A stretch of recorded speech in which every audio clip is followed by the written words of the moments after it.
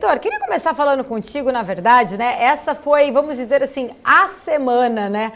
Dos resultados dos bancos. A gente teve Itaú, Bradesco, Banco do Brasil, todos divulgaram números ali do segundo tri. E a gente viu, né, ao longo desses últimos dias, né, uma parte ali, de alguns dias, os bancões caindo, né? A gente teve um bloco de bancos em queda, apesar dos resultados, estava com uma expectativa grande, aí estava subindo, aí vieram os resultados caíram, mas de certa forma eu queria entender a sua análise em relação a esses resultados e por que você acha que o mercado não ficou assim tão animado aí com os números dos bancões? Bom, beleza. Eu acho que a gente tem alguns pontos de vistas aqui, né? Primeiramente, é entender que a base comparativa em relação ao ano passado era uma base muito ruim, né? O segundo Sim. trimestre de 2020 talvez seja o trimestre com o maior número de provisões nesses bancos. Então, já havia uma expectativa de uma ampla melhora em relação ao 2T21, e eu acho que, no fundo, trata-se de uma falta de surpresa, né? Talvez os analistas e, enfim, o mercado como um todo esperava resultados um pouco melhores pela própria dinâmica do que a gente tem visto aí de melhora de vacinação, a atividade voltando. Só que a gente acaba esquecendo, né, que o resultado do segundo trimestre ele acaba contemplando o período de abril a junho, né? E a gente acaba trabalhando com uma memória, operando ali no dia a dia do mercado, já achando que o banco vai refletir os resultados de agosto, de julho. E se a gente lembrar, né, do período de abril, ainda havia um grande temor, era o início das discussões de uma possível nova variante Delta, de como isso podia afetar aqui no nosso mercado. Então, esse tipo de coisa atrapalha um pouco, né, o desenvolvimento de algumas linhas de bancos. E aí, olhando para esses três bancos, né, que você falou, você comentou de Itaú, de Bradesco, Banco do Brasil, eu acho que eles têm semelhanças, tá, entre os seus resultados.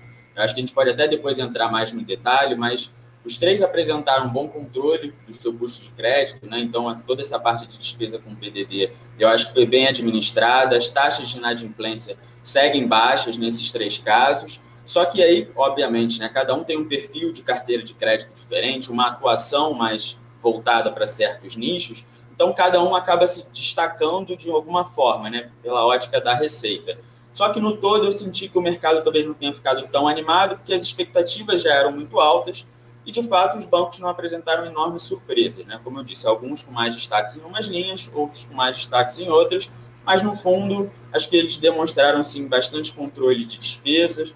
Os bancos que estão já nesse movimento mais de desalavancagem operacional conseguiram reportar ainda fechamento de agências, diminuição do quadro de colaborador, e isso é importante na redução do custo fixo e até pensando já numa maior competitividade, né, com empresas desse novo mercado, empresas como bancos digitais e fintechs. Então, assim, no todo, eu diria que o mercado talvez não tenha ficado muito animado pela falta de uma surpresa, mas para a gente, que talvez eu acompanhe mais de perto, era basicamente isso que a gente esperava mesmo.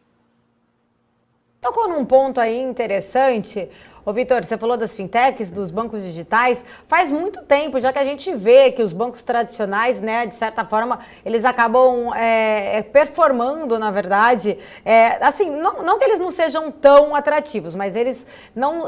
Muitos investidores que estão começando agora, entrando no mercado, têm dado muita preferência aos bancos digitais. E a gente tem visto que os bancões não estão ali performando, eles estão um pouquinho meio descolados até do Ibovespa. O que poderia explicar essa performance aí dessas ações bancárias? Você acha que os bancões, eles devem voltar a atrair investimentos? Ou você acha que o perfil dos investidores mudou? O perfil está mesmo ali mais ligado para essa parte de tecnologias, de fintechs? A gente vê até que alguns bancões estão fazendo esses movimentos internamente, né? Para se digitalizar, para se modernizar. Mas, de certa forma, eu queria entender um pouquinho da sua visão em relação a isso. Claro, no fundo a gente leva essa discussão de concorrência, né, dos grandes bancos em relação às fintechs, aos bancos digitais, talvez como o principal assunto do setor aqui, né? Obviamente que tem todas as questões tecnológicas, dos impactos de Open Banking, do Pix, né, de como isso se reflete nos resultados, mas falando de uma forma macro, acho que essa parte da concorrência acaba levando a diversas conclusões sobre os bancos maiores, né, os bancões, como a gente costuma chamar. E aí, você falando um pouco do desempenho deles, a gente ainda acredita que esses bancos serão muito sólidos na parte de crédito, que ainda é a maior parte da receita deles, né? Então, a gente não vê uma grande ameaça de fintechs, de bancos digitais nessa linha. A gente vê, sim, todas essas empresas mais disruptivas gerando uma certa ameaça para bancos grandes nas linhas de serviços, que é onde tem as tarifas bancárias, é onde os bancos sempre foram muito criticados, né, no atendimento ao cliente final, e que essas empresas acabam tapando esse gap, né, conseguindo oferecer esse tipo de serviço por taxas muito menores ou até, em alguns casos, zeradas. Então, assim, essa dinâmica a gente já tem observado nos resultados dos bancos, tá? Essa linha de serviço tem ficado mais pressionada, só que o que tem surpreendido a gente positivamente é que os bancos não estão perdendo clientes, né, nesse meio tempo. Pelo contrário, a maioria deles tem aumentado a sua base de, principalmente, pessoas físicas, né, que talvez seja o grande alvo aqui dessas empresas. Então, a gente vê como positivo essa dinâmica atual dos bancos grandes, a gente não tem tanto esse receio que talvez o mercado tenha, mas como você disse, talvez hoje o investidor, até pelo seu perfil, esteja buscando empresas de maior crescimento, né? A gente tem a discussão se o Ibob já está num nível alto ou baixo, só que para a gente é muito mais uma questão de alocação. Muitas vezes o perfil do investidor migra para empresas de maior crescimento. E esses bancos, né, como a gente falou, Itaú, Bradesco, Banco do Brasil, são empresas super consolidadas, empresas já de valor, que talvez estejam mais observadas, né, mais no radar de um investidor que olhe para uma carteira de dividendos, uma carteira que te gere alguma renda mais recorrente.